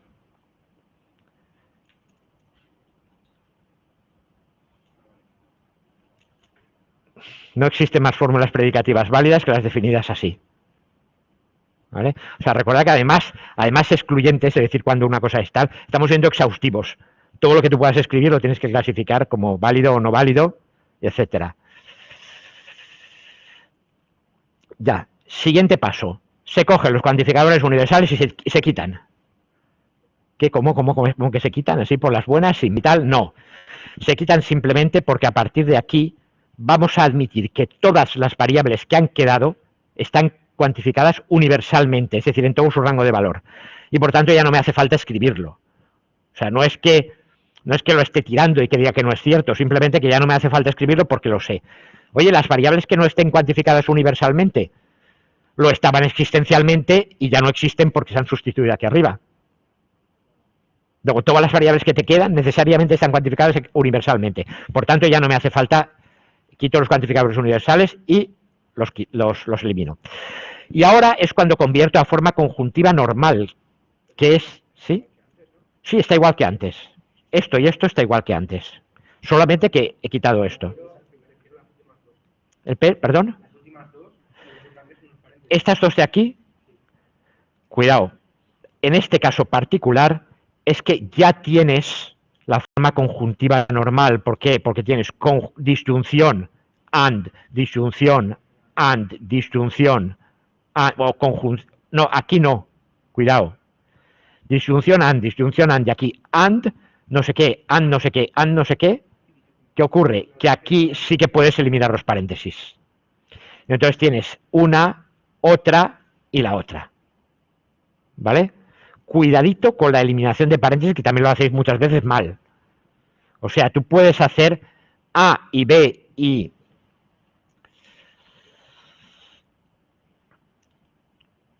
A y B y C y D, como teníamos en este caso, es A y B y C y D. Pero A y... A ver, estábamos en B y... No, lo que pasa es que si aquí tuviéramos C o D...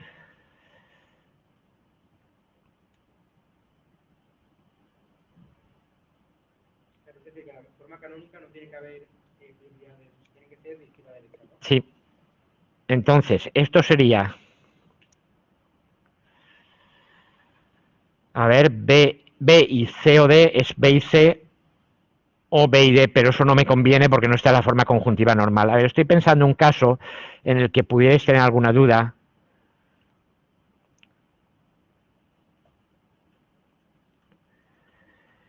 S, no se puede quitar el paréntesis alegremente. ¿Vale? ¿Qué? Claro, está el OR fuera. ¿Vale? Entonces, cuidadito que esto sería A or B y A or C or D. Y ahora sí que puedo quitar el paréntesis aquí. Y entonces esto me quedaría A or B y A or C or D. Y esto sí es forma conjuntiva normal. Disyunción, disyunción y en medio una conjunción. Entonces, ojito a cómo quitáis los paréntesis. ¿Vale? Y ahora que estamos en forma conjuntiva normal, tenemos cláusula, cláusula, cláusula, cláusula. Ahora las llevamos a cláusulas de este tipo. Se quitan las conectivas de conjunción y se pone cada una en una línea. Cláusula, cláusula, cláusula, cláusula. Y finalmente las ponemos de esta manera, llevándonos todo lo que está negado a esta parte y todo lo que está no negado a la derecha. ¿Vale? Lo de aquí, lo no negado a la derecha. A ver, lo no negado, ¿no? El no negado que es esta L, pasa eso a la izquierda. Ahí.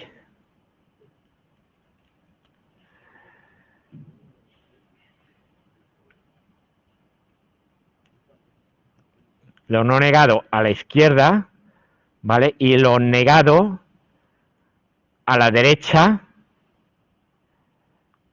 sin el símbolo de negación. Vamos a ver, la D está negada y la L también, ¿no? Pues entonces D y L. Sí, sí, os he dicho antes. Y a la derecha tampoco, o sea, podría ocurrir perfectamente que tengas que no hay nada a la izquierda o que no hay nada a la derecha. ¿Vale? O sea, es posible tener esto. Entonces tienes D y L. Aquí, esto, que solo hay esto. ¿Qué se hace? Eso está no negado, por tanto pasa a la izquierda y hay que poner la flecha. Y aquí a la derecha no queda nada. Aquí lo mismo, ¿vale? Y ahora aquí, ¿qué? ¿De acuerdo? Aquí la I queda a este lado y la R queda a este. Bien, pues ahora fijaos que esta flechita sí que tiene el sentido de implicación. Todas las implicaciones que nos comimos al principio haciendo no A o B y tal, al arrastrarlas hasta el final, tratad de leer lo que hemos escrito aquí. Volvamos al significado. Implica letrado, ¿vale? Si alguien puede leer, entonces ese alguien es letrado. Ahora sí que se pueden interpretar las flechitas en forma de sí, entonces. Si alguien puede leer, entonces es letrado. ¿Esto qué significa? Si alguien es un delfín y alguien es letrado, entonces a la conclusión vacía se le llama la contradicción.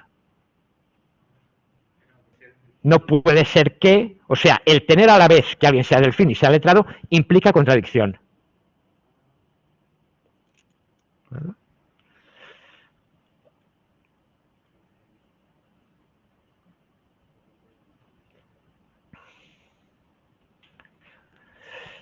Vale, la siguiente. Nada implica DFSK. D era ser un delfín. FSK era un individuo particular. FSK era un individuo particular. Y te estaba diciendo, nada implica que un individuo particular es el fin. Esto se llama un hecho. Esto es lo contrario de la contradicción. Esto es un hecho que, ¿vale? Es un hecho que, ¿por qué es un hecho? Porque no se deduce de nada. Aparece como dado en el enunciado del problema.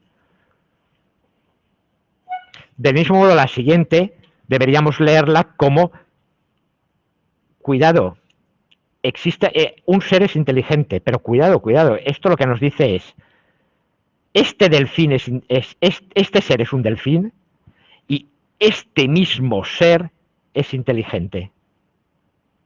Y ojo que es la misma constante de Skolem, por tanto designa al mismo individuo. Claro, eso, efectivamente. Lo de algún delfín es inteligente, ¿cómo ha llegado a trasladarse aquí? Cierto ser es un delfín y ese mismo ser es inteligente. Al decir algún delfín quiere decir que existe al menos uno, y a ese uno que existe es el que hemos llamado FSK. Sí.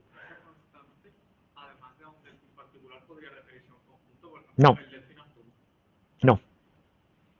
Se refiere a uno en particular. ¿Vale? ¿Por qué? Porque ha sustituido el existe al menos uno. Ojo, no quiere decir que ahora tú no puedas decir, o sea falso necesariamente, que f de SL fuese cierto. Porque el existe era un cuantificador existencial, que lo que os he dicho es de existencia, no de unicidad. O sea, no es existe uno y solo uno, sino existe al menos uno.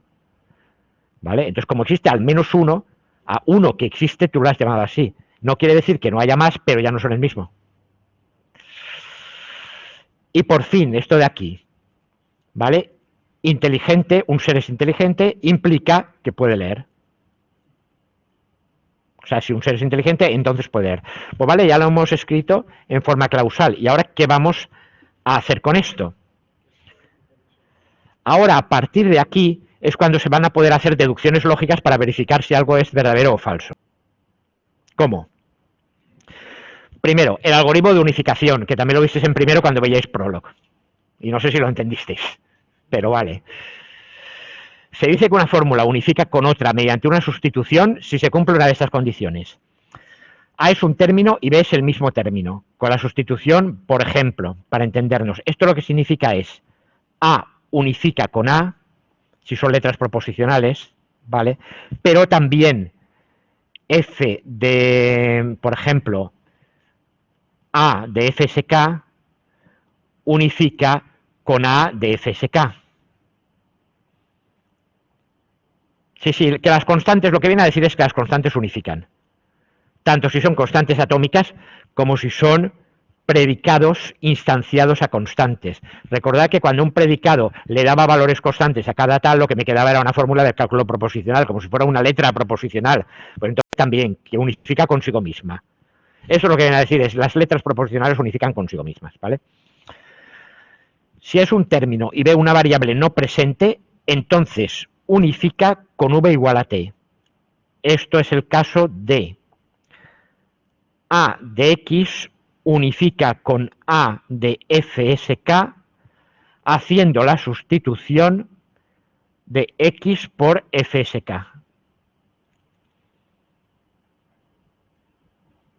¿De acuerdo? M de X unifica con M de Juan, X es mortal, unifica con Juan es mortal haciendo la sustitución X por Juan. Y al revés también, naturalmente, ¿vale? Eso sí, lo que no puedes hacer es unificar.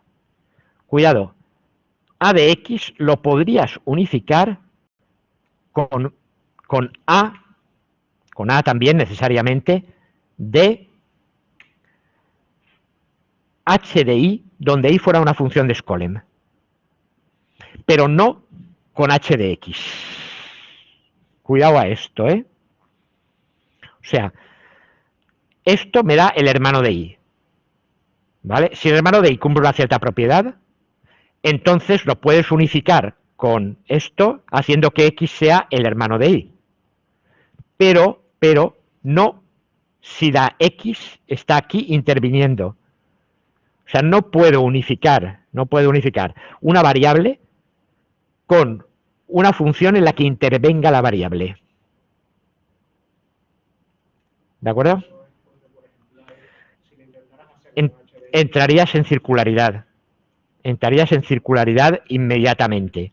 De hecho, estoy pensando...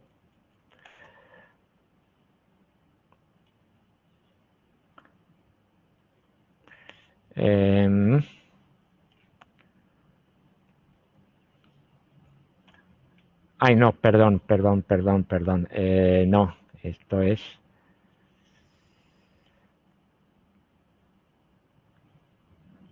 Ya os lo haré en otro momento, ¿eh?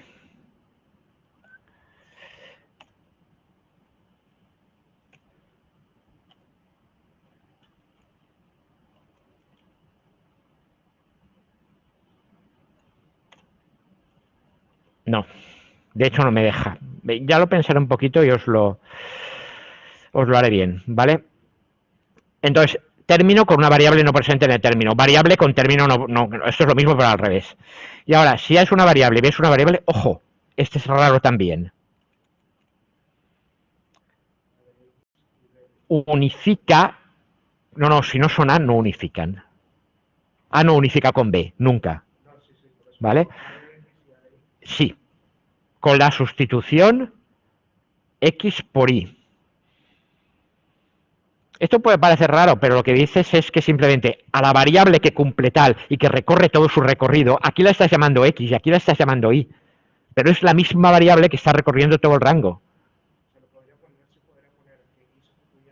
Es que al final al unificar lo que te va a quedar es A de X, o si lo prefieres A de Y. ¿Vale? Al unificar a M de X con M de Juan, te iba a quedar M de Juan. ¿Vale? Con la sustitución tal. En cambio, al unificar M de X con M de Y te queda o M de X o M de Y, me da igual cómo la llame. Y luego, un predicado de esta forma, con un predicado de la misma forma, si cada elemento unifica con cada elemento. O sea, H de X y B unificaría con H de Z, C, B. ¿Mediante qué sustituciones? Mediante las sustituciones XZ e Y por C. Ahora,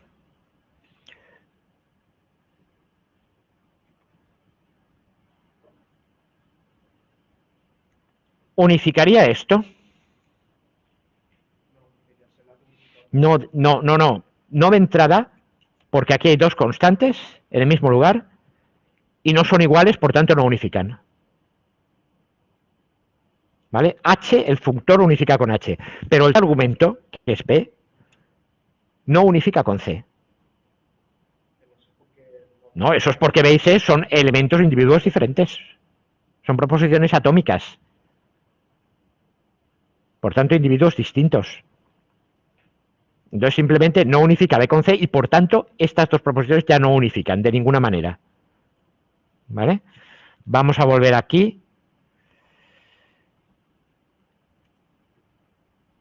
Y vamos a cambiar ahora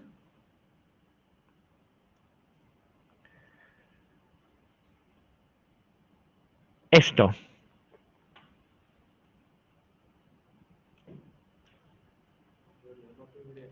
¿Eso unifica?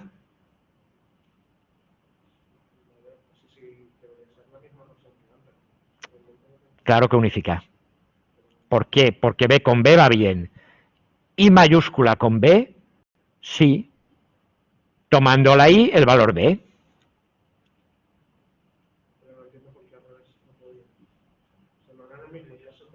No, no es lo mismo el caso anterior porque tenías, vamos a ver. Si yo tengo, mira,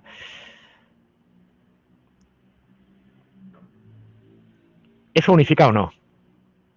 No, claro que no. Esto tienes una constante y esto tienes otra constante distinta. Las constantes no unifican entre sí salvo que sean iguales. Volvemos a esto de aquí, algoritmo de unificación. Ya sabía yo que esto ibais a tener problema. Aquí. Un término y el mismo, ¿vale? Término es o una constante o una función de Skolem. Si es el mismo, unifica, si no, no unifica. Esto no unifica. En cambio, esto sí. Con la sustitución X igual a B. Claro, claro. No, no, hemos quedado que siempre las letras minúsculas eran, ¿vale? X y Z tal. Ahora voy a ejemplo de ese tipo. Vamos a ver. X, Y. Aquí voy a poner B. Z, C, B. Así. B y B son iguales, vale. Los functores son iguales, lo primero de todo, A mayúscula y A mayúscula son iguales, vale. B y B son iguales. Y ahora, la variable, sustituyendo la variable Y por C y sustituyendo la variable X por Z, o Z por X, tanto me da porque son dos variables, ¿vale? Y esto unificaría a D, Z, C, B, ¿vale? La unificación de estas dos cosas sería esto de aquí. Más complicado.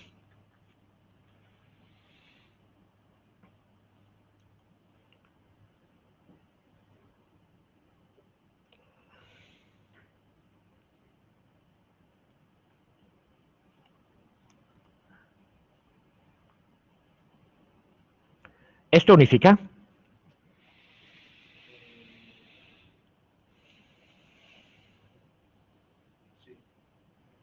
No. ¿Por qué? A de X y Y con A de Z, C. Claro que es una variable. Claro que es una variable. Por eso. ¿Qué sustituciones tendríamos que hacer? Z por X, ¿vale? Y por C. Y simultáneamente. Claro. ¿Vale? No unifica. Claro, eso es no, porque al tener la I repetida, yo estoy diciendo que esto se cumplirá, este predicado se cumplirá para todos aquellos rangos de valores donde el segundo y el tercer argumento sean iguales. Mientras que aquí esto no es verdad, que sean el segundo y el tercero iguales. ¿De acuerdo? Cuidado con esto de la unificación, que os armaréis un lío luego y ya. Bueno, es 1:30, vamos a dejarlo estar. Y luego os explicaré el viernes, terminamos con esto y empezamos ya a hacer más ejemplos de resolución. Vale.